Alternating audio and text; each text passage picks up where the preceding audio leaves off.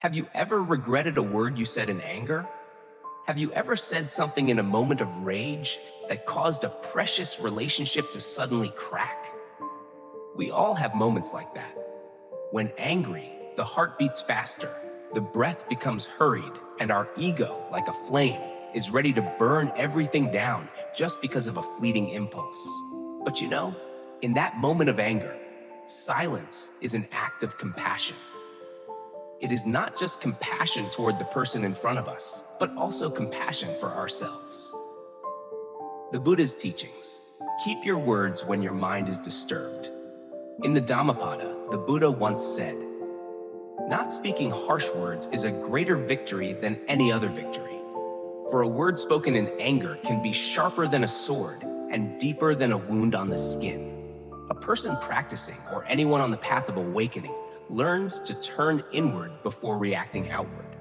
When you are silent, you are not avoiding cat, you are simply pausing to prevent further suffering. It's like a glass of muddy water. If you keep stirring it, it will remain cloudy. But if you set it down and leave it still, the water will naturally settle. Silence is the shield that protects the heart. Silence in anger is not easy. It requires more courage than yelling. It requires more tolerance than venting. And you will see. Just a pause, a deep breath, a quiet moment. Your heart will gradually calm. Your gaze will soften. And the words you are about to speak, if they still need to be spoken, will no longer harm, but will be for understanding and to be understood. The moment of silence is a gift for both of us. Silence is not weakness. Silence is when you choose not to hurt anyone, including yourself. Silence is when you don't let anger control the fate of a relationship or the decision of a lifetime. And when the anger passes, you will be grateful to yourself for not saying something you would regret. If today you are angry with someone, if your heart is boiling with words that cannot be calmly expressed, please take a moment to sit still. Place your hand on your chest. Breathe in deeply, breathe out gently, and give yourself a moment of silence to listen to your heart. Then you will see, not every word needs to be said. And sometimes, silence is the most beautiful expression of love. Anger is natural. How you react to it defines who you are. One rainy afternoon, I sat by the porch watching the raindrops run down the roof. Suddenly, an old memory came back to me. Back then, I worked in a small office where people often gossiped about one another. One day, I was wrongly scolded by my boss for a mistake that wasn't mine. In that moment, my chest felt tight, blood rushed to my face, and my throat tightened. I wanted to scream, to argue, to explain myself. But then, I stayed silent. Not because I wasn't angry, but because I suddenly remembered a Buddha's teaching my mother whispered to me when I was a child. When angry, stay silent, for a word spoken in anger can make you regret for a lifetime. And it was true. The next day, the situation was cleared up. I wasn't wrong. If I had exploded in anger that day, I might have lost my reputation in front of my colleagues, or worse, damaged a long-term working relationship. Anger is not bad. It is a part of being human. The Buddha never taught us to eliminate anger immediately. He understood very well. Anger is a natural emotion, like rain, wind, or ocean waves. Sometimes it comes unexpectedly, without warning. But what matters is what we do when anger arises. Anger is like fire. A small fire can warm us, cook, and motivate us. But if uncontrolled, that fire will burn everything down: houses, relationships, trust, and even our hearts. The Buddha taught, a person dominated by anger who cannot control themselves will harm both themselves and others. It is not anger that harms us. It is how we react to anger that determines everything. There is a lovely story about two old friends. They lived in a small village together. One day, because of a misunderstanding about some land, they had a loud argument. One person said harsh words, and the other stormed off. From that day, the whole village knew the two were angry with each other and refused to even look at each other. A month later, one of their grandchildren fell ill. The other, despite the anger, quietly visited and brought some medicine. When he saw his old friend sitting beside the sick child's bed, eyes red, he froze. No one said a word, just a glance, a small nod, but enough to mend everything. Later, they shared. Anger is easy, love is hard. But if you don't know how to love, why be angry? Practicing mindfulness when angry, not easy, but worth it. When angry, our heart beats faster, our breath becomes short, our facial muscles tighten, our whole body seems ready to burst beyond its own limits. In that moment, silence doesn't mean swallowing the anger, but giving yourself a pause to breathe, to recognize the anger. Thich Nhat Hanh once taught, when angry, do not speak, do nothing. Just breathe. Breathe in, I know I am angry. Breathe out, I embrace my anger like a mother embraces her child. It sounds poetic, but in reality, it is a deep life skill. Because if you don't learn how to embrace your anger with understanding, it will embrace you with hatred and destroy you. Once, a father took his young son to the park. While playing, the boy accidentally dropped an ice cream stick onto someone's shirt. The person who got the ice cream on them, a tall young man, turned around and yelled loudly. The father simply bowed his head and said, "Sorry, it's my son's fault. He's still young, doesn't know how to be careful. Please understand." The young man was still angry and walked away. The boy tugged at his father's hand and asked, "Aren't you angry, Dad? Why don't you respond?" The father smiled. "If I get angry, what will you learn?" Grown-ups don't always win by words. Sometimes knowing when to hold back can keep a life peaceful. Silence is wisdom. Not reacting is compassion. Silence is not defeat. Not reacting to hurtful words is not weakness. It is you winning over yourself. The wise person is not the one who never gets angry, but the one who knows when to set their anger down and not let it control their words and actions. Just like when driving, you can't be angry and drive fast at the same time. Accidents are inevitable. In life, getting angry and acting at the same time is the quickest path to regret. Suggestions for practicing when anger arises. Step back, both mentally and physically. If possible, leave the place that makes you angry. Take a deep breath and breathe out slowly. Do this 5 times. Don't think about anything. Acknowledge your emotion. I am angry. I know this anger is within me. Postpone your reaction. Don't text. Don't call. Don't argue. Let everything pass overnight. Write down your feelings or tell a trusted friend, but without blaming, just to understand yourself. Dear friend, we can't live without anger, but we can learn how to be angry without causing suffering, even to ourselves. Whenever you feel your mind like waves crashing, remember that the truly strong person is not the one who reacts quickly, but the one who knows when to stop.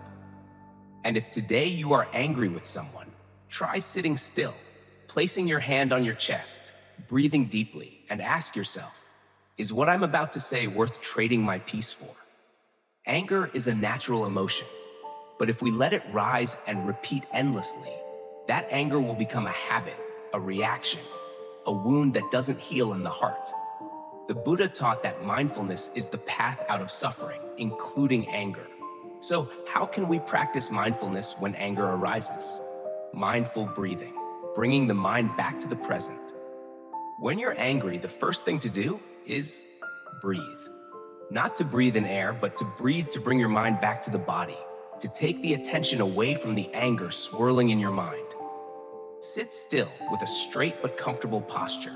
Gently close your eyes. Breathe in, silently thinking, I am breathing in. I know I am angry. Breathe out, silently thinking, I am breathing out. I embrace this anger with understanding. Repeat 5-10 times. You will be surprised because after just a few breaths, the heat of the anger will subside like water cooling down the fire. Write it out instead of speaking out. When your mind is in turmoil, use the paper to express yourself.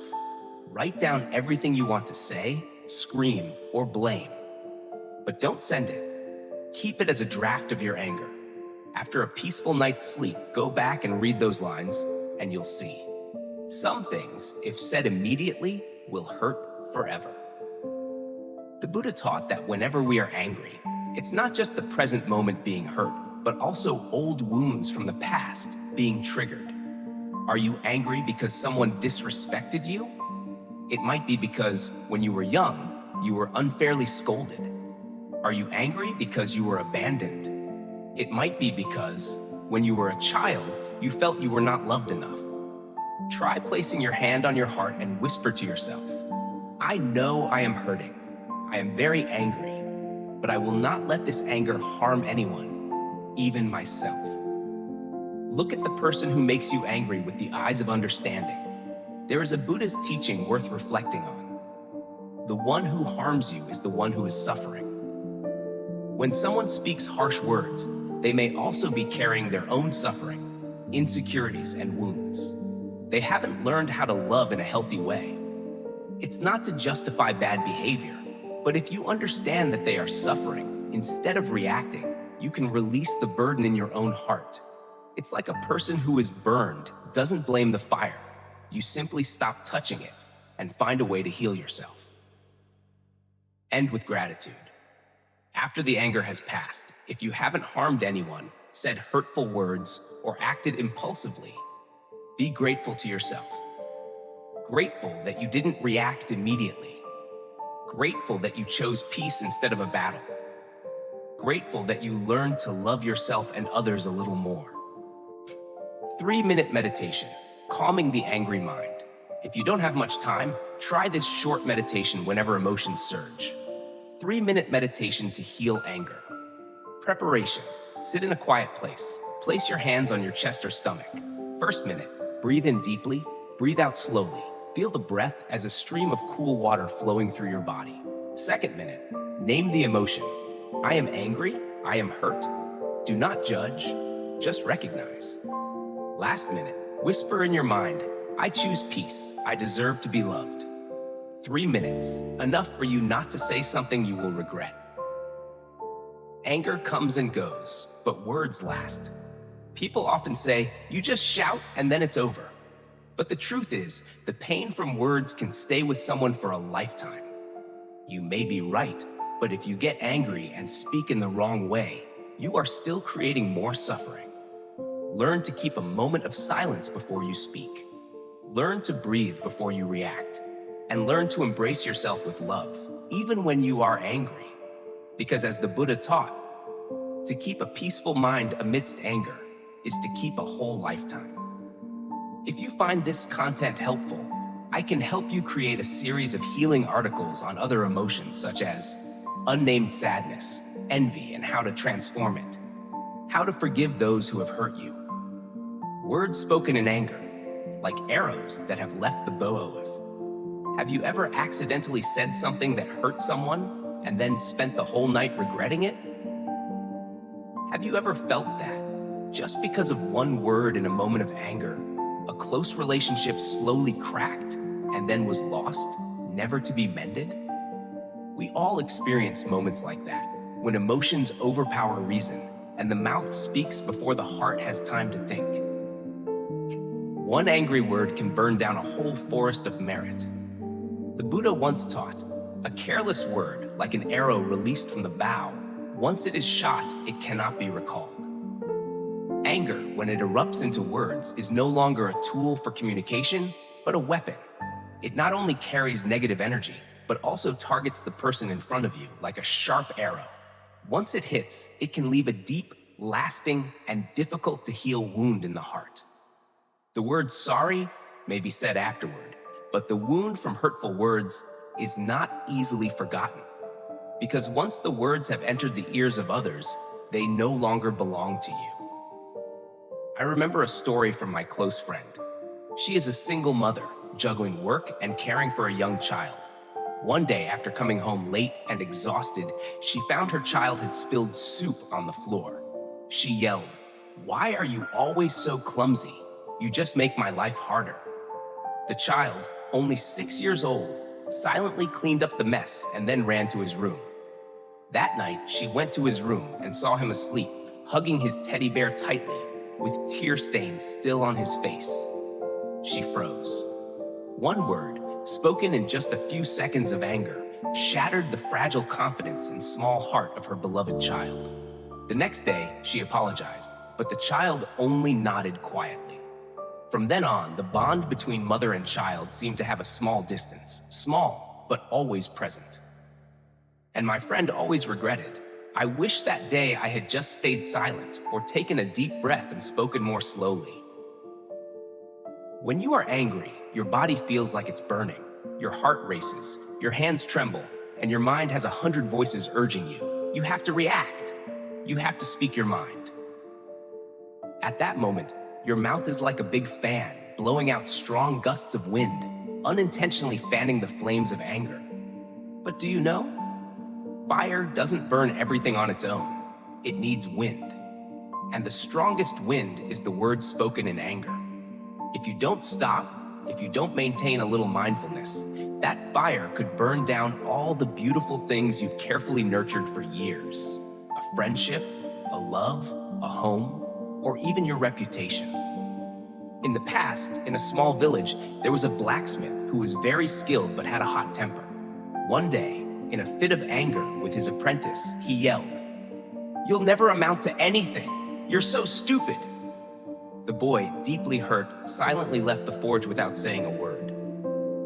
Many years later, the boy became a renowned artisan and opened a large workshop in the neighboring town. When the old blacksmith came to apologize, the boy gently said, "I forgave you long ago, but master, the words you said that day, I carried them with me through my childhood, and I will never forget them." The old blacksmith bowed his head, his eyes filled with tears. He understood. A word, spoken in just a few seconds, can take a lifetime to heal for the one who hears it. The power of words, they can save or destroy. In the Anguttara Nikaya, the Buddha teaches about verbal action, speaking. He said that a word can either be right speech, kind words, or wrong speech, harmful words. Right speech includes truth, kindness, good intentions, saying the right thing at the right time. Wrong speech includes lying, divisiveness, rudeness, bitterness, speaking only to vent anger or cause harm. Anger is the wind, but it is the words that are the bowstring launching the arrow. And when that arrow strikes another person, it cannot be recalled. Practicing pure threefold action when angry, Elvis. In Buddhism, practitioners are advised to maintain pure threefold action: body, speech, mind.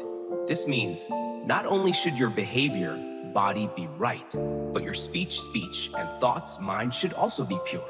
So, when angry, how can you control your words? Here are some tips. Breathe in, breathe out. Count silently from 1 to 10. Don't text or call immediately after an argument. Write it down instead of speaking right away. Ask yourself, if that person were to die tomorrow, would I want this to be my last words? Just stopping for a few seconds can help you maintain the relationship and your own peace.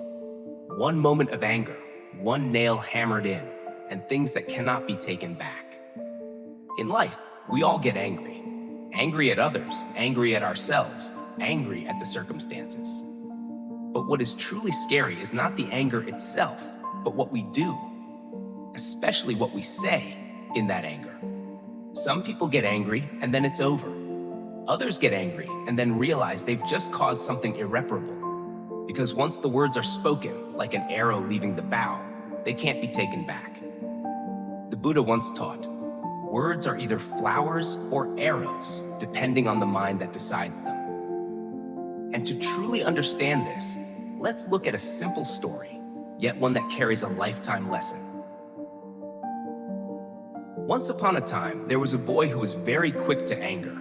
As soon as anyone disagreed with him or said something that upset him, he would get angry, grumble, and shout. He often spoke harshly to his parents, friends, and even strangers, just to vent his anger. One day, the father gave the boy a bag of nails and said, "Every time you get angry with someone and say something that hurts them, go to the backyard and hammer a nail into the wooden fence." On the first day, the boy hammered more than 30 nails. His hands hurt, his shoulders were sore, and sweat poured down, but he was still angry. Over the days, the number of nails he hammered gradually decreased, because hammering nails was exhausting, not as satisfying as throwing out hurtful words. Gradually, he learned to control himself. He slowed his breathing and thought before speaking. And one day, he no longer had to hammer any nails. He joyfully told his father. The father smiled gently and said, "Good job. Now, every time you apologize to someone sincerely and they forgive you, you should pull out one nail." He did as instructed. 1 day, 2 days, 3 days. Finally, all the nails were pulled out. He happily told his father, "Father, I've pulled them all out." The father took him to the backyard. Pointing to the fence, he gently said, "Good job, son, but look closely." Even though the nails have been pulled out, the holes are still there. The fence cannot be as it was before. The boy was silent. For the first time in his life, he deeply understood that words spoken in anger, even with an apology, still leave a mark on the heart of others. The nail in the heart, sometimes unseen, but always there. In life, we are the same. Many times, when we are too angry, we say frightening things, thinking it's just to release anger and lighten our hearts. But in reality, we are hammering nails into someone else's soul. For sensitive people, hurtful words are like a knife cutting into the heart. For quiet people, they may not react, but they will remember for a long time. For loved ones, they may forgive, but the relationship will never be the same. Do you remember the last time you said something harsh to someone? You may have apologized. Maybe the person nodded, smiled, and said, "It's okay." But in their heart, is there still an unbroken fence? I have an aunt who truly loved her husband, but family life wasn't easy, and the daily fatigue, the pressure of work, and finances made her easily irritable. One day, over something trivial, her husband forgetting to buy a bottle of fish sauce, she became so angry and shouted, "You're so useless. Why even live?" Her husband was silent and said nothing. A few days later, he took time off to visit his hometown. That was the last time she saw him because he passed away suddenly in a traffic accident. The words she said that day, she carried with her for life. Every time she recalled it, she cried uncontrollably, her voice choking. "I never thought that would be the last thing I said to him." Keeping your words is keeping the heart, the love, and the peace. The Buddha taught, a sincere, timely, and gentle word is more precious than jewels. On the other hand, harsh words, lacking control, especially in anger, can become the sharpest weapon, causing pain without bleeding, harm that no one sees. Thus, a person who practices is not someone who never gets angry, but someone who knows how to stop before their anger results in words that hurt. Just a moment of mindfulness, and you can avoid hammering a nail into another's heart. How to be angry without hurting anyone. Breathe in, breathe out, pause for a few beats. When anger rises, remember, nothing is urgent enough to skip breathing 3 times. Delay your response. If you're writing a message while angry, leave it and come back after an hour. If you're about to say something, ask yourself, would I regret this if it were the last thing I say? Write it down instead of speaking it. Write down your feelings, not to vent on others, but to understand yourself. Imagine the person is someone you love dearly. Before saying something hurtful, imagine it's your mother, your child, or someone you once loved deeply. Would you still want to say that? Be the one who keeps their words, to keep another's heart. Dear friend, we all have driven a few nails into someone's fence, whether unintentionally or deliberately. But if today you understand that every word is a mark, then you have begun the journey of healing. Next time, when anger comes, please stop for a moment. Place your hand on your heart and ask, is the word I'm about to say a flower or an arrow? Is it a gift or a nail hammered into the other person's soul? And if you can, choose silence. Breathe deeply and speak with love, as the Buddha taught. Once, I accidentally overheard an older person saying to their grandchild, "Child, to live happily, you must know when to speak and when to stay silent, especially when angry, confused, or overly joyful. In those 3 moments, if you don't control your words, you will regret it for life. At that time, I just nodded politely. But as I lived more and encountered various situations, I found those words to be true. And then, one day, while reading scriptures, I came across a teaching from the Buddha that was almost identical. The wise person knows how to guard their speech in 3 moments: when angry, when confused, and when overly joyful. A short sentence, but it contains a wealth of wisdom in human interaction. Today, I invite you to sit down, make yourself a warm cup of tea, and join me on a journey of reflection about the 3 moments when we need to guard our words, to protect our hearts, our relationships, and our peace. Guard your words when angry, because words in anger are like poisoned daggers. Anger is a natural emotion. The Buddha did not teach us to eliminate anger, but to prevent it from controlling our words and actions. For anger is when the ego ignites, and the mouth becomes a flame that can burn down everything we hold dear. Once, I witnessed a neighbor couple arguing. The husband, in his anger, uttered the words, "I have never regretted anything like I regret marrying you." The words struck the wife's heart like a knife. The next day, he apologized. She nodded, but her eyes were no longer the same. I don't know if they were ever happy again, but I know words spoken in anger, even when forgiven, still leave a scar. The Buddha's teaching reminds us, guarding our words when angry is preserving a part of peace for others and for ourselves. If you feel your heart boiling, breathe in, breathe out, and tell yourself, "I may be angry, but my mouth will not be evil." Guard your words when confused, because in a disturbed mind, words easily go astray. There are times in life when we feel confused, unsure of who to trust or what to do. That is when our hearts are like water stirred up, unable to see the bottom clearly. But many people, out of impatience or fear, rush to speak or make decisions.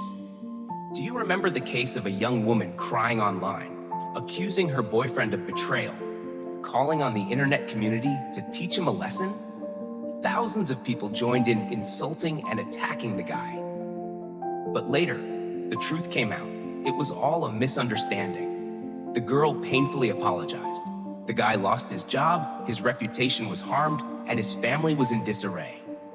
One word spoken in confusion can push both parties into a bottomless pit. Therefore, the wise, as the Buddha taught, remain silent when their minds are still unclear, for they understand. Speaking while confused is like steering a boat in the middle of a storm. Guard your words when overly joyful, because promises made in exuberance can lead to regret. It sounds strange, but excessive joy is also a trap for words. When overly joyful, we can become carried away, making promises we can't keep, speaking grand things that we cannot follow through with when we calm down. A friend of mine was promoted. He was so happy that he threw a big party and promised his friends to give one a phone, another a motorbike, another a trip. A week later, he realized his salary couldn't cover those promises. From then on, he was both embarrassed and lost friends. I will always remember what my grandparents taught me. Too much joy leads to foolish words, and once spoken, they are like water spilled. The Buddha teaches, the wise person is not the one who never rejoices, but the one who, even in great joy, remains composed. Because they understand, true joy doesn't need to be shown through loud words, but is preserved with mindfulness. A small story. 3 times guarding your words saves a lifetime. In a rural village, there was an elderly man who was respected by everyone for his calm and composed demeanor. He was rarely seen angry or saying anything excessive. One day, people asked him, "Do you have any secret to living a long life while keeping good relationships with others?" He smiled and said, "I only have 3 times when I kept silent. 1, when my wife was angry because I knew if I spoke then it would burn the house down.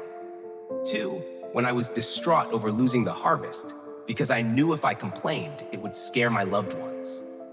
3, when I won a big prize because I knew if I boasted, I would promise something I couldn't do." Then he slowly added, Silence at the right moment is the wisest thing to say. Mindfulness is the key to guarding your words. In the three moments, anger, confusion, excessive joy, there is one common point: an unstable mind. Therefore, to guard our words at the right moment, we need one crucial thing: mindfulness, which is the awareness in every breath, every word, and every action. Ask yourself before speaking, am I saying this out of love or emotion? Is my mind clear enough to speak wisely? Could what I'm about to say harm anyone or cause regret later? If you answer, I'm not sure, then the best option is don't speak yet. Dear friend, words are one of the most powerful tools humans have. They can build or destroy, connect or divide, calm the mind or ignite suffering. The Buddhist teachings do not ask us to be silent for life, but remind us to speak at the right time and to know when to remain silent. Keeping our words when angry is compassion. Keeping our words when confused is wisdom. Keeping our words when overly joyful is humility. These three moments, if we are mindful, not only help us keep our words, but also preserve our character, relationships, and inner peace. Silence, the choice of wisdom and compassion. There are times in life when we feel we must say something. When someone misunderstands us, we want to explain. When someone insults us, we want to respond. When our hearts are full of emotion, we want to release it through words. But then, after everything, perhaps you've also realized silence sometimes is the wisest answer. Not because we have nothing to say, but because we have the wisdom to know that speaking at that moment will only make everything worse. Silence is not weakness, it is a form of soft power. In the Anguttara Nikaya, the Buddha teaches, if speech does not bring truth, does not bring benefit, and does not create harmony and love, then it is best to remain silent. The wise person is not the one who speaks often. The wise person is the one who knows when to speak and when to remain silent. Silence is not due to fear. Silence is a conscious choice not to cause more harm, not to add fuel to the fire, and not to let momentary emotions control our hearts.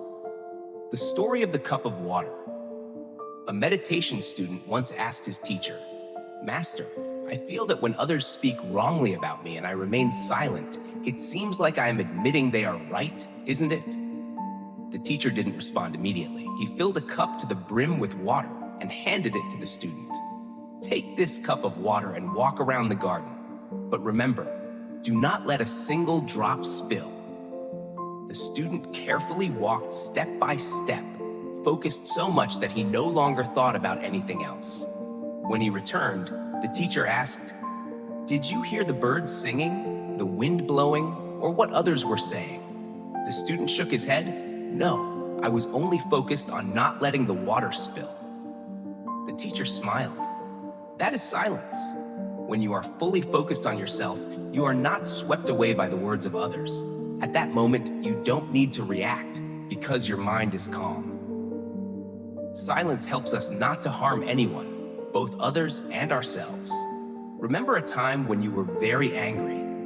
At that moment, your heart raced, your hands trembled, your mind was spinning.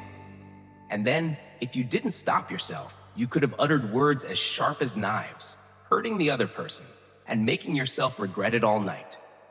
But if that day you chose silence, stepped outside for a moment to breathe, or simply kept your mouth shut and turned inward, you might have avoided a crack in the relationship, a nail in someone's heart. The Buddha teaches, someone who does not speak evil, even when provoked, is a person of great strength. Because anyone can react. But only those with wisdom know how to hold back their words to nurture compassion.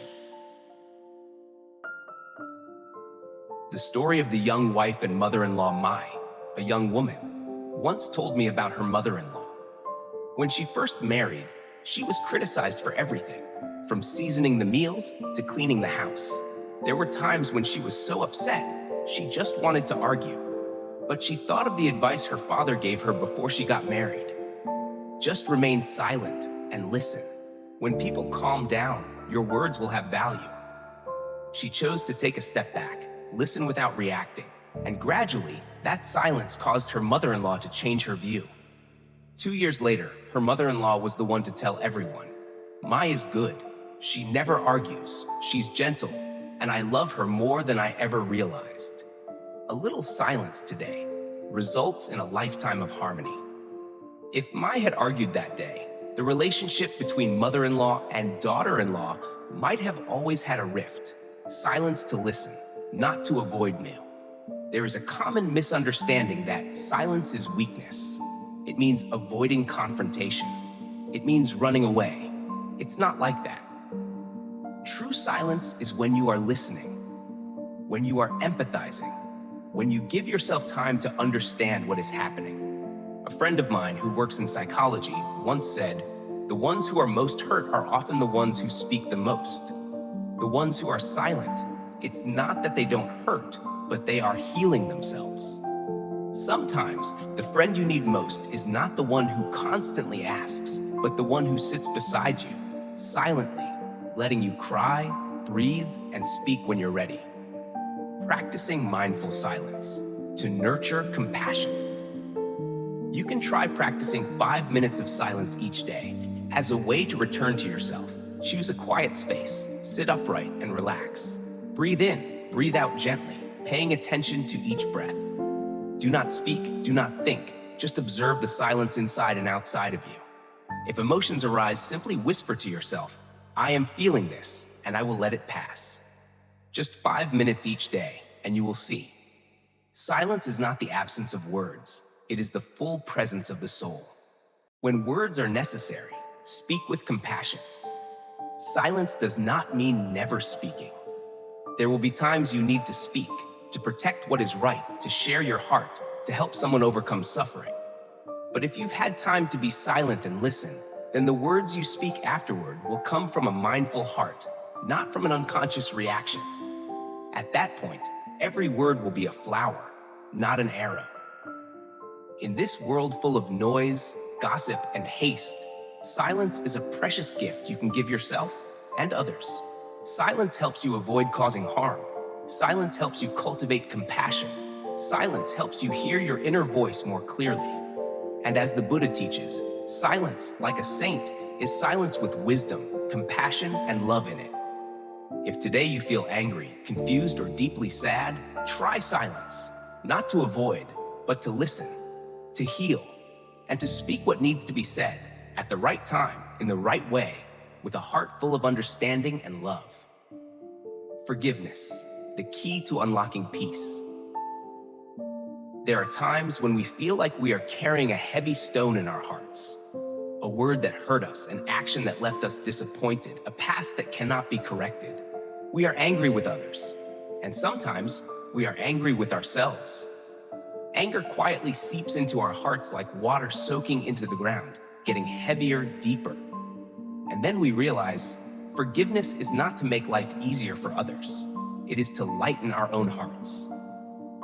The Buddha's teachings on forgiveness and anger. In the Dhammapada, the Buddha teaches, "An eye for an eye only increases the grudge. Responding to hatred with compassion dissolves the grudge." This means that if we continue to hold anger and resentment, we only increase our own suffering. Only love and forgiveness can dissolve the root of anger. Forgiveness is not forgetting. It is not agreeing with the wrong. It is a way of letting go of the past's control over our hearts. I once heard a story about Miss Hang, a woman who had been betrayed by her husband, whom she had loved for 10 years. She had lived in bitterness, sleepless for nights, her mind always spinning with the question, "Why me?" Then one day, she read the Buddha's teachings on forgiveness. She began writing in a journal, writing down all her anger, pain, and tears. And then she burned it as a way of letting go. One day, she took a white cloth, went to the river, gently washed it, and said to herself, "I wash away the old things. I don't want to carry anything heavy anymore." From that day, she began to live lighter. Not because everything was solved, but because her heart had chosen forgiveness to heal itself. Forgiving others, because they are also suffering. When someone hurts us, the natural reaction is to want to retaliate, to show them how wrong they are. But if you stop, you will see. The person who hurts others is often the one who is hurting somewhere inside. The Buddha teaches, no one can make you suffer unless you allow them. And if you understand their suffering, you will not be angry with them. You may try to look at the person who hurt you as a lost child. They act wrongly because they don't know how to live right. They cause pain because they have never been healed. Forgiveness, in this sense, is not weakness, but compassion at a higher level. The story of two friends and a pinch of salt. Two friends were traveling together in the desert. Along the way, they had an argument. One slapped the other.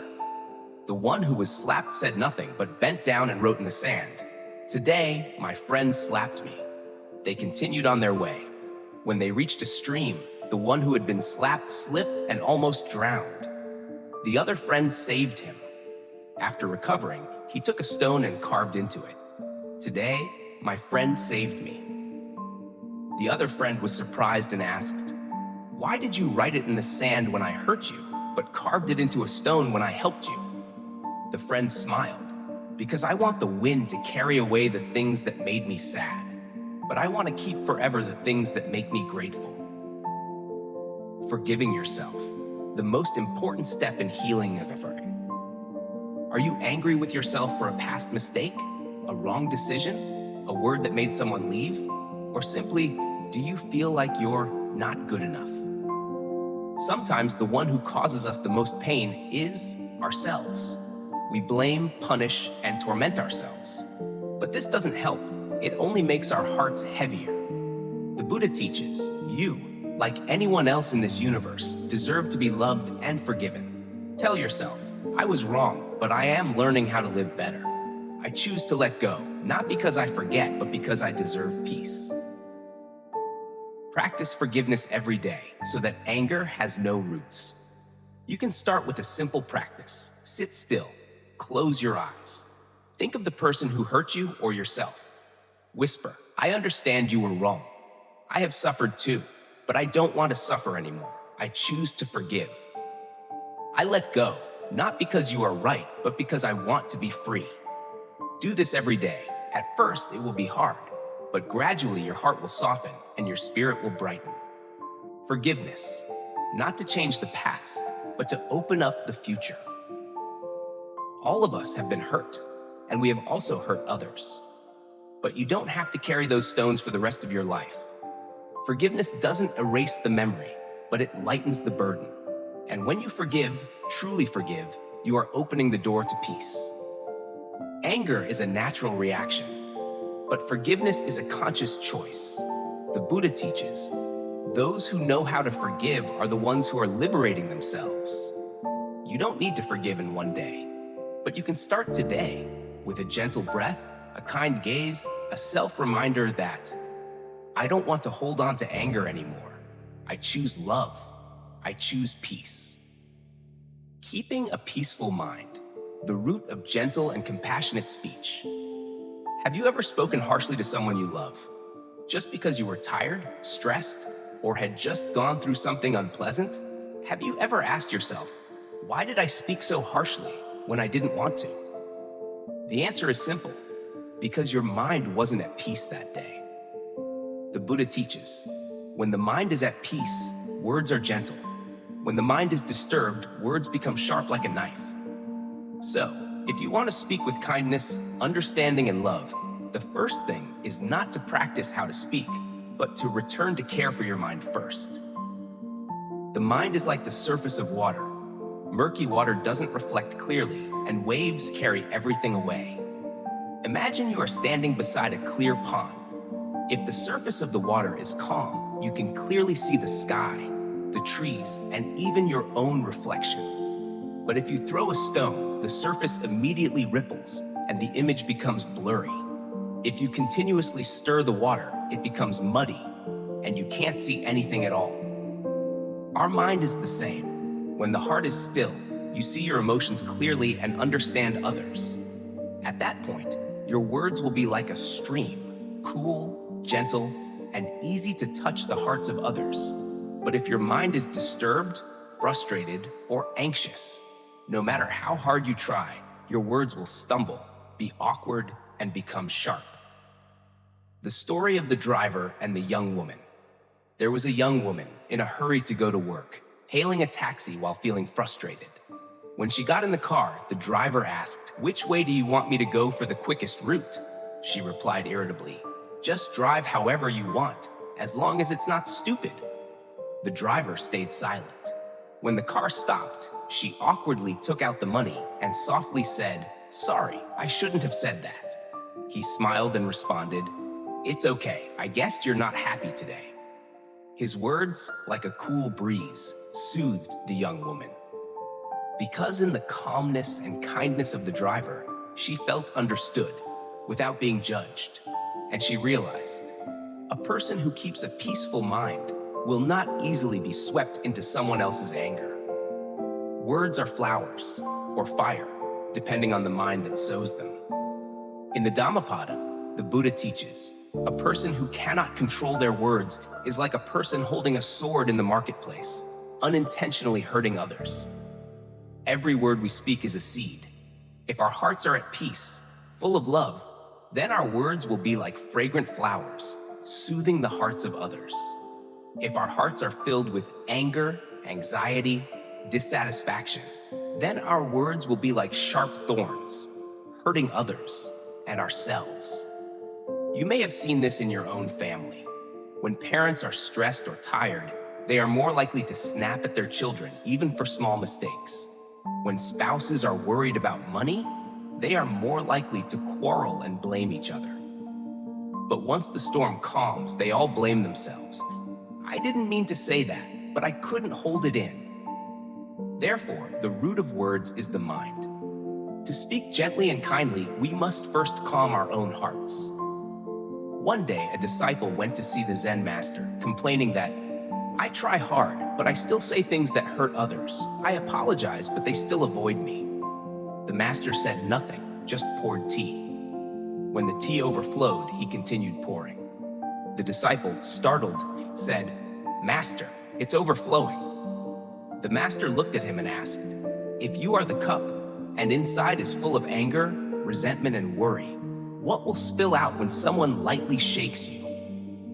The disciple was silent. The master continued, "You cannot give others what you don't have. If you want your words to be gentle, you must first calm your heart. Keep the mind at peace, to keep words gentle." So how do we keep our mind at peace in this busy life? The Buddha did not teach us that we must go up to a high mountain or into a deep forest to keep our minds peaceful.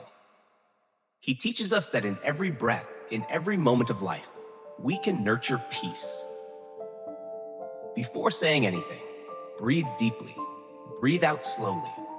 A word that passes through a breath will be different from a word that comes straight from emotion. In the morning, sit still for 5 minutes to return to your center. Whisper to yourself, "Today, I choose to say words that are easy to hear, full of kindness." If you feel your mind in turmoil, take a step back, be silent for a moment. Don't rush to respond. Let your heart calm down, then speak. At the end of the day, ask yourself, did I make anyone happy today with my words, or did I make anyone sad? Not to blame yourself, but to learn from yourself, little by little every day. Have you noticed? People who have a steady voice, a gentle gaze, and a soft smile often make others feel at peace, even if they don't say much. Because in them, there is tranquility. And when they speak, their words are filled with compassion because they are rooted in peace. Words are the medium, but the heart is the driver. To speak kind, loving, and uplifting words, it's not about memorizing nice phrases or beautiful meanings. It's about returning to keep your heart calm. The Buddha teaches, the mind is like the earth. Whatever is poured onto it, it remains still. The mind is like water, reflecting but not holding on to anything. If you can keep a peaceful mind, you will not lose your temper because of someone else's words, not speak harshly just because of a fleeting emotion, not unintentionally hurt others with your words.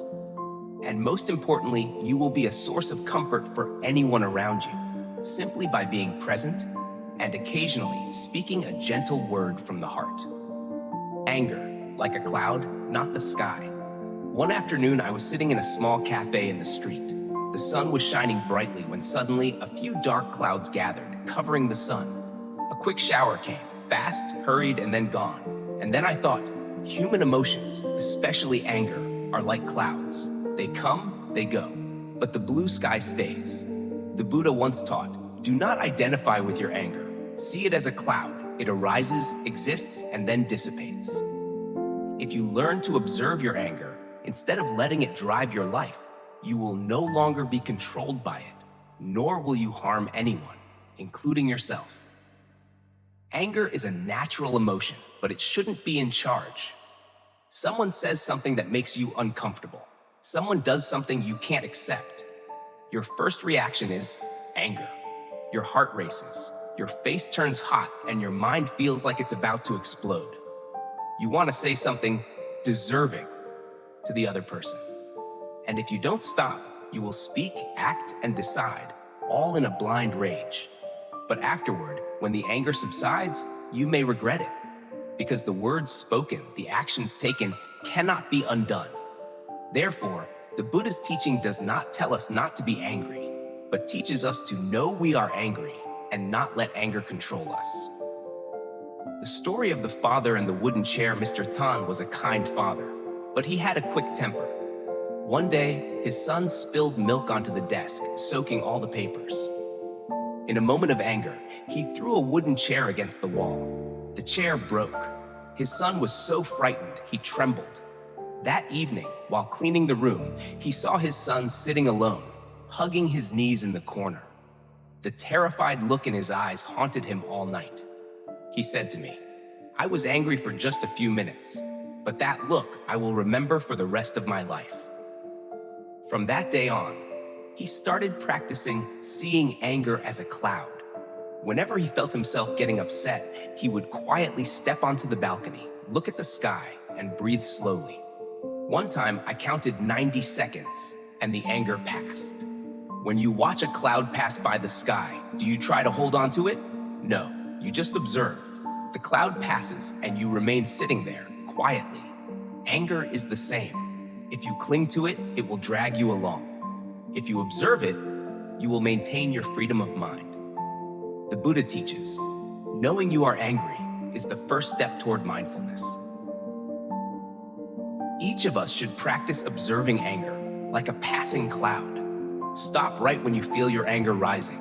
Anger often starts with a small trigger, a glance, a word, an event that goes against your wishes.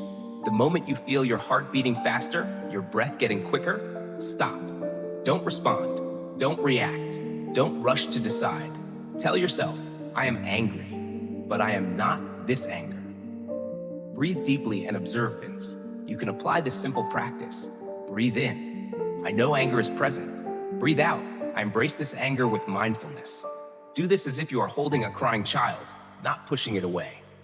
Anger, too, needs to be acknowledged, soothed, so it can dissipate. Name the feeling. Instead of saying, I'm so angry, try, I'm feeling disappointed. I feel insulted. I'm afraid of being abandoned. Naming the emotion helps you master it, rather than letting it master you. Write it down instead of saying it. If you feel like saying something while frustrated, write it down. Write everything. Then leave it. Come back and read it after an hour. You'll find that many things don't need to be said anymore. A Zen master told his disciple, imagine your mind as a hanging bell. If someone comes and strikes it hard, the bell will ring. But if you hold the bell firmly, no matter how they strike it, the sound will be faint. Anger is the same. If our mind is firm, the words or actions of others cannot disturb us. But if we leave our mind hanging like a bell, just a light touch, and it will ring loudly. A stable mind. Anger will pass. Peace will remain. Have you ever been angry with someone, and then a few days later, when you think back, you don't understand why you reacted so strongly? That's because anger comes quickly like a cloud. But if you keep your mind like the sky, it will pass. You don't need to chase it away. Just see it, breathe with it, and wait for it to pass. It's like the sky doesn't hate the clouds. It quietly waits until the sun returns. Anger is a natural emotion, but you are not this anger. You are the sky behind the clouds, vast, deep, and capable of embracing everything. The Buddha teaches, only when you see your anger can you transform it. Don't blame yourself for being angry. Don't try to extinguish your anger. Sit down, breathe deeply, observe it like an old friend passing by, then smile as you let it go. And you will see, peace was never far away. It just waits for you to stop and return. In the fast flow of life, we are easily swept away by hurts, misunderstandings, words exchanged, and even resentments that sometimes we don't even realize we carry. Some people live with anger for many years. Some people, at night, regret things they could have handled differently. But the Buddha teaches, silence at the right time is wisdom. Forgiveness at the right time is compassion. Both are the paths to freedom of the heart. Someone once said, a single word can change someone's entire life, either upwards or downwards. Just one word can uplift a weary soul, but also another word can wound someone so deeply that they may never have the courage to trust again. In the Anguttara Nikaya, the Buddha teaches about right speech. Speaking correctly is one of the key foundations on the path of practice. He teaches that speech should have 4 qualities: truth, compassion, right timing, and right manner. Because not everything in your heart should be spoken. Not everything requires speaking. What matters is knowing what to say, when to say it, and how to speak it with the heart. Words cost nothing, but they can cost an entire relationship. Do you remember the last time someone said something to you that caused pain? Maybe they said it unintentionally. Maybe they said it in frustration. Or maybe they thought, it's better to just speak directly. But for you, that word was like a deep cut, lingering in your memory, especially when the speaker was someone you cared about.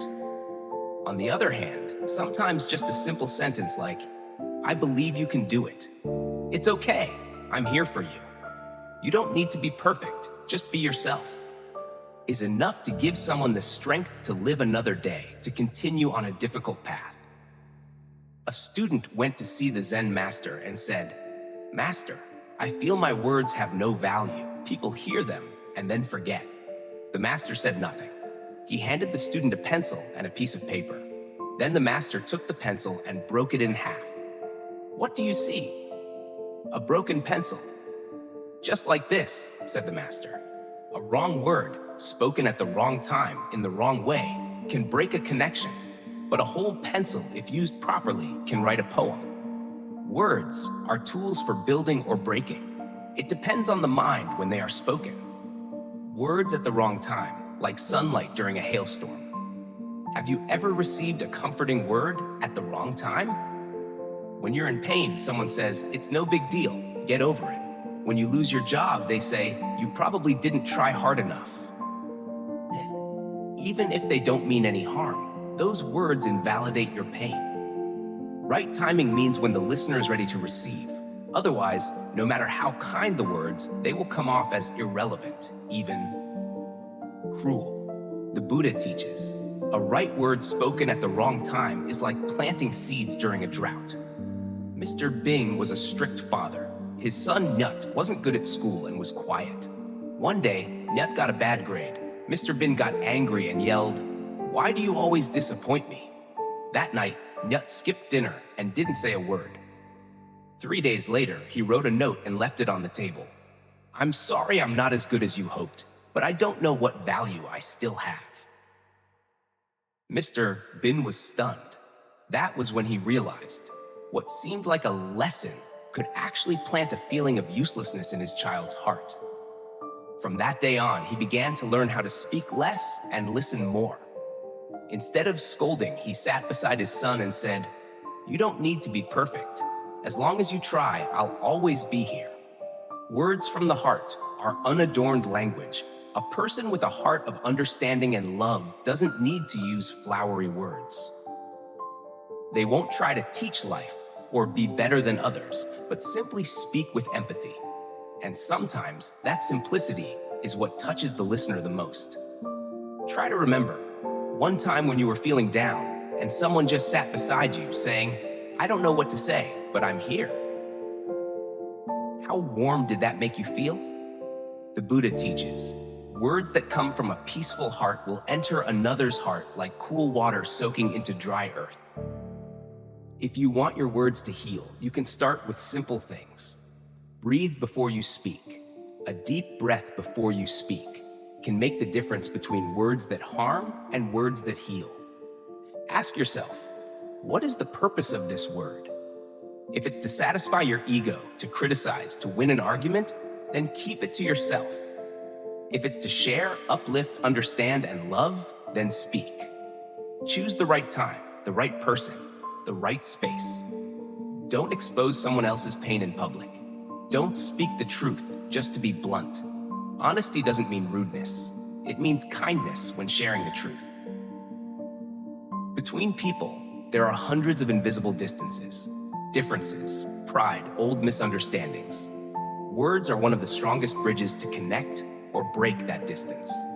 The Buddha doesn't ask us to remain silent forever.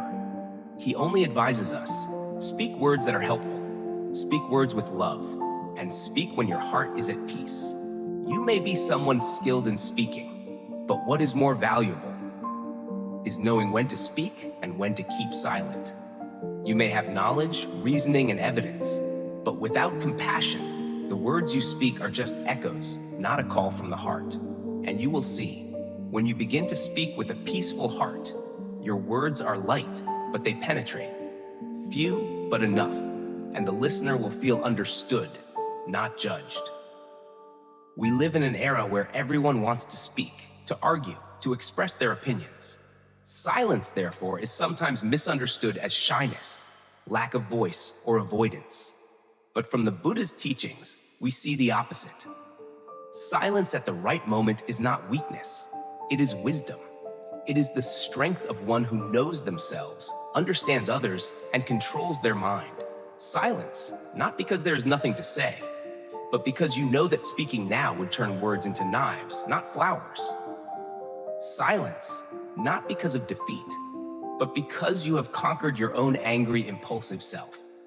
Miss Hung, a young mother, shared that one day, she was so stressed by work and her young child that when her child knocked over a bowl of rice onto the floor, she almost screamed. But at that moment, she saw her child's eyes, full of fear, waiting for something. She stopped, took a deep breath, and remained silent. She didn't scold. She didn't complain. She just quietly wiped the floor and gently said, "Next time, let's be more careful, okay?" And she said, "I saw my child smile, then hug me, just because I didn't get angry. And at that moment, I realized my silence had saved my child's emotions." Silence is not out of fear, but out of love.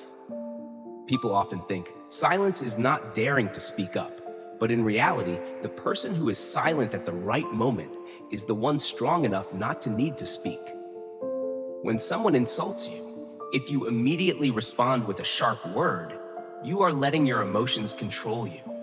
But if you can stay silent, not because you are afraid, but because you don't want to add fuel to the fire, then that is true strength. The Buddha teaches, the one who controls their speech in moments of anger is the true warrior. Not everyone can do this, because our ego always wants to protect itself, to get back. But after those moments of back and forth, do you really feel peaceful? The story of the carpenter and the difficult customer. There was an old carpenter living in a rural area, famous for his exquisite craftsmanship and calm demeanor. One day, a customer came and criticized everything he made. "This table is crooked. How can this be considered quality? This paint job, who would buy this?" People around him were angry on his behalf, but he just silently smiled and said nothing. After the customer left, a boy asked, "Why didn't you respond? You didn't do anything wrong." The old man gently replied, "When someone brings anger into your home, if you don't accept it, the anger stays with them." Then he continued, Silence in that moment is not because I am afraid, but because I know that a word spoken in anger only adds more fire. I choose not to fan the flames. When should you remain silent? 3 key moments. In Buddhist teachings, there are 3 specific moments when practitioners should remain silent. When you are angry, because words in a fit of anger can easily turn into weapons. When your mind is confused, because when the mind is unclear, words are easily misguided and will lead to regret later. When others are not ready to listen, because speaking when the other person is angry or closed off only creates more misunderstandings. These are the 3 moments when silence is golden. Not out of endurance, but with a clear perspective and a loving heart. A person who knows how to remain silent at the right time will know how to speak at the right time. Silence is not to avoid forever, but to listen to yourself, to wait for the right moment, so that when you do speak, your words will be medicine, not an arrow. The Buddha teaches, before speaking, let the words pass through 3 gates. Is it true? Is it necessary? Does it carry love? Silence is the time to let the words pass through those 3 gates, before offering them to others. Miss Thu, a teacher, once shared, her husband, Mr. Kwan, was hot-tempered and often shouted. There were times when she wanted to argue, wanted to vent all the frustration in her heart. But then she chose to sit on the empty chair in silence. That chair, in the kitchen, was where she sat when her heart was storming. She didn't speak, she breathed, and when her mind calmed, she spoke in gentler words.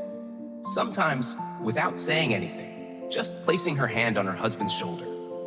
After a while, Mr. Kwan started to change. He said, I realized I was wrong when you didn't argue, didn't raise your voice, but just stayed silent.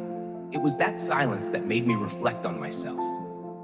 Miss Thu said, silence in that moment was not swallowing anger, it was choosing love instead of choosing to win. Silence, the art of keeping peace. In a bell's sound, there is silence. In a good melody, there is a rest note. And in beautiful relationships, there must also be a moment of silence to understand each other better. Dear friend, you don't need to say everything. You don't need to respond to justify yourself. Because sometimes your value lies in calmness, not in speaking. The strong person is not the one who shouts the loudest. The strong person is the one who can keep their heart at peace, even when the surroundings are the noisiest. In conclusion, silence at the right time is an act of love. The Buddha teaches, the silence of the wise is the language of understanding and love. And you will see, when you know when to remain silent, you will maintain more relationships. When you choose not to speak harsh words, you will keep compassion in your heart longer. When you learn to be silent before responding, you will become the place others turn to for being heard. So, if today you are faced with something that makes you angry, hurt, or want to resist, pause. Be silent for a moment. Breathe deeply. You are not weak for saying nothing. You are very strong because you are preserving your peace. Hold your words like holding blessings, because one word spoken can sow karma for a lifetime. Once, I sat with my grandmother, and she whispered, "Our mouth is the door to blessings, child. Knowing how to hold your words is holding your fate." At that time, I was young, not understanding much. But as I grew, traveled more, and met more people, I increasingly realized how true her words were. In Buddhism, speech karma, the karma created through words, is considered one of the heaviest karmas, along with physical and mental karma. Because words are the easiest to let out, but they can cause the deepest harm and create karma the fastest if not illuminated by mindfulness and compassion. The Buddha teaches, words can be a lotus or they can be sharp thorns. They can lead us to the good realm or they can lead us into a dark abyss. So to hold your words is to hold blessings. To speak harshly is to discard blessings and create karma. Speech karma, lightly, it can alienate; heavily, it can lose blessings. Have you ever heard the saying, one word spoken, 4 horses can hardly chase it? Just one word spoken without control can damage a relationship, even end it. Not only in the teachings of Buddhism, but also in daily life, words have more power than actions. A wife's gentle words lead to a harmonious family. A boss who knows how to choose their words earns employee loyalty. A child who hears words of encouragement will grow up with confidence. On the other hand, a harsh word, criticism, sarcasm, even without physical action, can leave another with a lifelong emotional wound. Lan is a 20-year-old girl who lives with her mother in a small house. One day, after being dumped by her boyfriend, she returned home in a state of despair. When her mother asked her how she was, she snapped, "Don't say anything. My life is miserable because you didn't teach me properly." Her mother went silent and said nothing. That night, she cried alone in the kitchen, not because what her daughter said was true, but because the words from the child she raised and loved were like daggers to her heart. The next morning, Lan regretted it, but even though she apologized, her mother's eyes showed a slight sadness that couldn't be hidden. From then on, she began to practice holding her words. Holding your words is not about remaining silent forever, but knowing what to say, when to say it, and with what mindset. The Buddha teaches about right speech, which includes 4 qualities: truthful, beneficial, at the right time, spoken with compassion. You can speak the truth, but if you say it with sarcasm or criticism, you create speech karma. You can give advice, but if it's not the right time or it's not gentle, those words become an attack. Therefore, right speech is not just about speaking correctly, but also about speaking in a way that doesn't create karma. In a village, there was an old man, Mr. Hai, who was known for his straightforwardness. If anyone did something wrong, he would straight to their face. One day, he saw a young girl from the neighboring house dressed a little revealingly and loudly said in the market, "What kind of girl are you? You look just like a prostitute. Don't your parents know how to teach you?" The girl felt ashamed and cried all day. Her parents were also criticized by the neighbors. A few years later, the girl dropped out of school and left home. When people mentioned it later, Mr. Hai said, "I told the truth. What's wrong with that?" But the truth doesn't always help someone if it's said at the wrong time and without compassion. Hold your mouth like holding the door to your house, because blessings will escape through the wrong words. Blessings, according to Buddhist teachings, are the positive energy we accumulate through good deeds, words, and thoughts. When we speak rudely, curse, criticize, or gossip, we are depleting the blessings we've accumulated. You may eat vegetarian food, go to the temple, chant sutras, but if you still gossip about others, curse, or speak hurtfully, the blessings will drift away with the wind. The old saying goes, "The mouth is the root of disaster." If you can control your mouth, you can protect yourself. Practice holding your words from small things every day. Before speaking, ask yourself, is this necessary? Not everything you think needs to be said. Often, silence is compassion.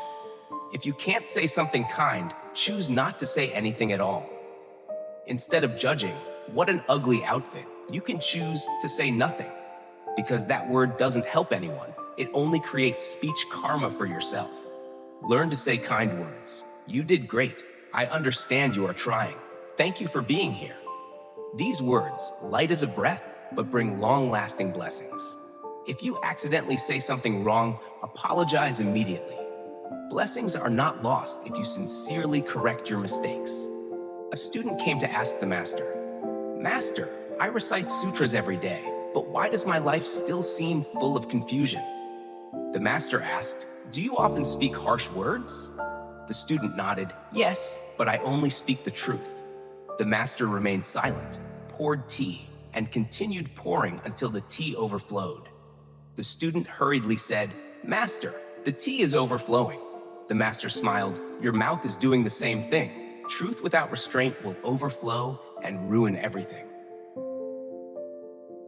Words are one of the easiest things to let go of, yet the hardest to take back. They don't bleed like a knife, but they can pierce the heart more deeply than any weapon. To hold your words is to hold blessings. To speak kind words is to sow good fortune. To avoid speech karma is to protect your future. If today you're about to say something out of anger, to win or defeat someone, stop. Remember, every word we speak either sows a lotus or sows sharp thorns. And you always have the choice of what to sow in the lives of others and in your own heart. A person once asked the Zen master, "Master, when will I finish cultivating my mind? When will I have perfected my speech so I no longer hurt anyone?" The master only smiled kindly, raised his hand to catch a falling leaf, and said, "The leaves still fall, the wind still blows, the clouds still move, just like the mind. Today calm, tomorrow restless. There is no such thing as finished. There is only continuing with a mind that knows itself." In Buddhist teachings, cultivation is not a goal to achieve, but a way of life, a journey back to oneself, every day, every moment. Cultivating the mind and speech is not only for monks, but for anyone who wants to live with a light heart without causing suffering to themselves or others. Why should we cultivate speech alongside the mind? Among the three karmas, body, speech, and mind, speech karma is considered the easiest to create, but also the one that has the fastest and most profound consequences. You don't need to hit anyone or harm anyone. Just one wrong word spoken at the wrong time can wound a heart for a lifetime. The mind is the root. If the mind is not calm, speech will be hard to heal. When there is anger in the heart, speech will be sharp. When there is ignorance in the heart, words will be deceitful or unintentionally cause pain. Thus, cultivating the mind and speech always goes hand in hand, like shadow and form. Miss Twee, a mother of three, once shared, "Before, I thought I was a good mother because I always cared for my children. But over time, I realized I spoke too much. It was all scolding, lecturing, and blaming." One day, her daughter burst into tears and said, "Mom, do you ever stay silent to listen to me?" That sentence felt like a gentle slap. From then on, she began to practice keeping quiet. When her child did something wrong, she didn't react immediately. She breathed in, breathed out, and then chose her words carefully. When her husband said something she didn't like, she stayed silent for a few minutes before responding. She shared, "For me, cultivating speech is about reminding myself every day to hold back one harsh word, one angry outburst. Little by little, but I can feel the warmth in my family growing." Cultivating the mind, not to sanctify oneself, but to see oneself more clearly. Many people think that cultivating the mind means eliminating all anger, desire, that one must always be kind, always patient, always compassionate. But in reality, cultivating the mind is not about forcing oneself to become perfect, but about sincerely looking at the anger, jealousy, pride within oneself, and not letting them control you. Cultivating the mind is when you are angry, but you know you are angry. Cultivating the mind is when you want to argue, criticize, compete, but you know when to stop. A person who cultivates is not someone who never gets angry, but someone who knows how to hold the anger with their breath, as Thich Nhat Hanh once taught. A student came to ask the master, "I've been practicing for a long time, but I still find myself getting angry easily and speaking words I shouldn't. I feel discouraged, master." The master smiled kindly and said, "I am the same. Cultivating is not about never making mistakes, but when you do make a mistake, you learn from it and don't let it happen again. Cultivating is like this, not fast, not perfect, but sincere." From that day on, the student wrote down every mistake they made, every word that wasn't gentle enough, every thought that wasn't clear enough. Gradually, he became more cautious in every word and every thought. Cultivation is a journey without a finish line, but always with a direction. It's like exercising. You can't say, "I've exercised for a year, and from tomorrow I'll stop." If you stop exercising, your body will weaken. The mind is the same. Words are the same. If you stop training, anger, greed, and ignorance will return very quickly. The Buddha teaches, the mind is like water. If it's not filtered daily, it becomes murky. The mouth is like a knife. If not honed daily, it becomes sharp. Therefore, cultivating the mind is filtering. Cultivating speech is honing, and both are a lifelong task. Practicing mind cultivation, speech cultivation every day from the smallest things. Here are a few steps you can start today. In the morning, before opening your mouth, open your heart first. Breathe in. Today, I choose to speak words that are pleasant to hear. Breathe out. I will not let my words hurt anyone. Whenever you're about to say something harsh, pause for 3 seconds. The words passing through your breath will calm down a lot. In the evening, ask yourself, today, have I made anyone happy with my words? Did I say anything that made anyone sad? If you misspeak, apologize immediately. Apologizing doesn't make you small. It lightens your heart. Sometimes you may feel tired from practicing because cultivating the mind and speech has no medals. No one sees it. No one praises it. But what is valuable is you find your heart is less turbulent. You find your loved ones are easier to approach. You sleep better because you carry no hurtful words. You live more lightly because you are not haunted by your past. The Buddha does not teach us to become saints. He only teaches us to live fully, from speech to thought, from action to compassion. Cultivating the mind and speech is not a task. It is a way of life, a choice each day, a journey with no destination, but with flowers blooming along the way. If today you have not fully cultivated, it's okay. What matters is that you know where you are going and you keep moving forward. When anger arises, we often want to speak, to say everything, to make it even. But as we grow older, we understand more. Silence is not weakness, but a soft strength, a conscious choice to keep our hearts from further harm. Silence when angry is not surrender, but a step forward in the cultivation journey, where we learn to return, listen to ourselves before being swept away by emotions. It's the moment we see the wounded child in our hearts, and instead of letting it struggle, we embrace it with breath, understanding, and love. Keeping silent doesn't mean denying emotions. It means giving yourself a pause, enough to breathe, to understand, to not say things you'll regret. In that silence, compassion is nurtured, and peace begins to rekindle. Dear friend, in a noisy world full of competition and reactions, you can choose to be silent so as not to hurt anyone, including yourself. You can choose to hold back a harsh word to preserve a relationship. You can choose to forgive by not saying something that will break another's heart. The journey of a soul's maturity is not about winning in arguments, but about keeping a soft and compassionate heart, no matter how many storms you walk through. If you can, try once, not to react. Just breathe, just look, just be silent. Perhaps you will find a gentler version of yourself. And if you happen to lose your peace, remember, just a moment of silence, and you can find your way back.